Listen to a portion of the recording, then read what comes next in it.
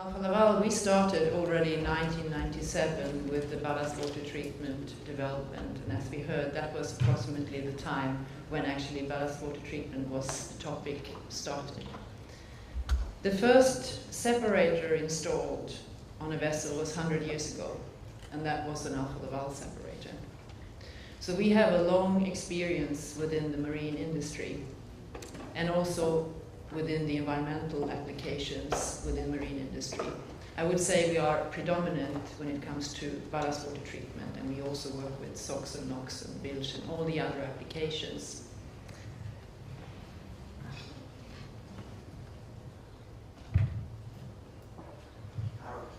Arrow key. Done. This one?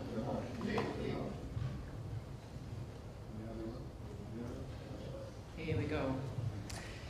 So, is it a clear route ahead, as we just recently heard? I mean, we know all about the date coming up in September this year, after many, many years of negotiations within the IMO member states. So what happens now? Is everything clear? Is it clear? The route ahead? Well, what we would say out of a manufacturer's view also is, as previous speeches said, there are two standards to comply with after this date, the D1 and D2. So either do a ballast water exchange or installing a ballast water treatment system. These are the options that are available. So the question is then to ask, is it possible for all vessels, if not installing a system, to do a ballast water exchange?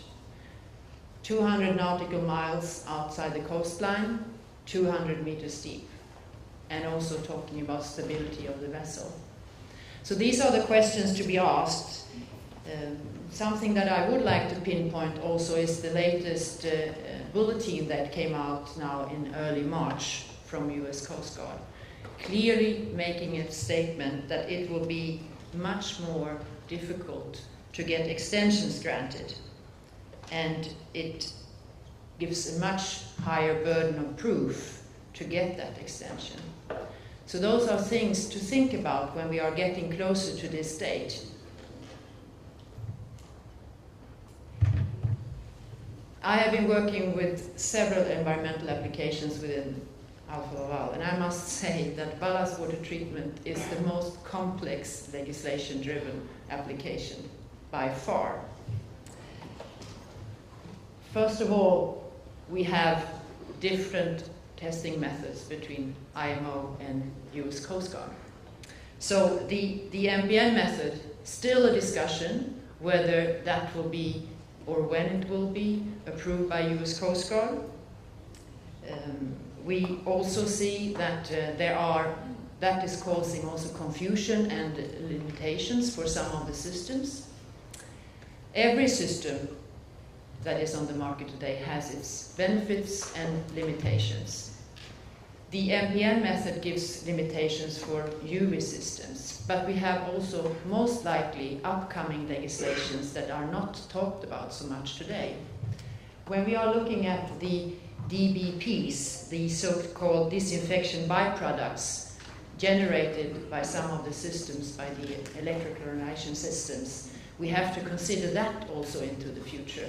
What will happen with that? These are all uncertainties that has to be considered. I'm very happy to see the numbers that you presented, because they match very well our numbers. I would like to put it in a perspective. When we look at this, up to 5,000–6,000 ballast water treatment systems have been installed so far. Majority of them have been new builds. But we are now coming into a new era. We will have new builds, even though the marine market is quite low currently. There will be another situation later on. So we will have the new builds and we will have the retrofits. And we have been very conservative when we've been calculating. You had 33,000, we say 20,000, very conservative. Adding these together, that means 15 to 20 vessels per day who need installation of a ballast water treatment systems. So that is a lot. And that is then also one of the challenges that we see ahead. The first topic that is a real challenge is, of course, we only have 3 approved systems by US Coast Guard today. Luckily, we are one of those as Alfa Laval. But what will happen next with the legislation? We strongly believe that the NPN method will be approved by US Coast Guard, and we know that it is verified right now, ongoing. But I think other things that really needs to be considered is that many suppliers have never made a retrofit installation. And this is not a walk in the park. If you don't have the experience, you cannot anticipate what it actually means. It will also be so that production for us suppliers, production capabilities will be put on pushed to its limits, so to say. And we also see that the installation capacities, the repair shipyards, they will be busy. So this is an intense period that we are looking ahead, but some of the issues are not talked about, and that is also the bottleneck that probably will be for the classification. There will be a huge pressure on that coming up. Engineering companies, do not pick any engineering company. This is a complex process. Make sure that the supplier has a good cooperation with engineering companies. We, within Alfa Laval, make sure that we have engineering companies that are approved partners. So they know the system, they know the process, and they have done it before. That is to secure the installation for the customer.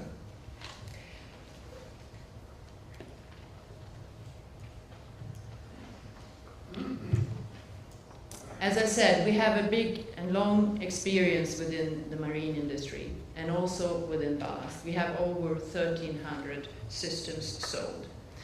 Retrofit is very important for us, and we have about 50% of the world's retrofit installations today.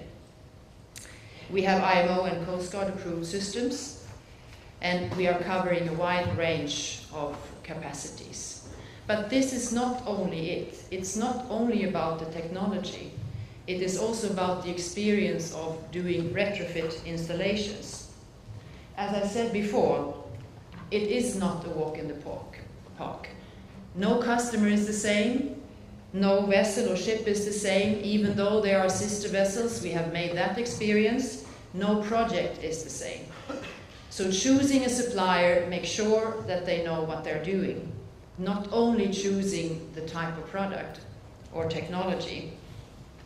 The experience that we have made is quite vast, and you learn from experience, and that is what we have done. So from several retrofit projects, we have taken that aboard, and we know now what to do better for the next time. There are a lot of things that can go wrong. We have some experiences that, of course, then the consequences can be very big. Delayed deliveries, increased installation costs, etc., etc. So if we summarize, what we say is investment, or what you should do when you look at suppliers, not only at technology, look at invest time in the project. It is more complex and time-consuming than you can anticipate. Identify the needs of your fleet. Not every vessel is the same, and I'm not saying that one system fits all. Make sure that the supplier commits for long term. The supplier will be on the market for 5, 10, 15 years ahead. We heard here also previous today, what is the capability of the supplier of supplying spare parts and services? That's a very, very important part also when thinking about your ballast water treatment system. And look at the total cost of ownership. What is the operating cost when running the system, comparing the systems with each other. So all in all, there are 4 cornerstones as we see it for success. So when you look at the supplier, look at these 3 cornerstones. If one of the cornerstones is missing, you will probably compromise on the end result. We are talking about performance of the equipment, but we are also talking about the total cost of ownership, OPEX.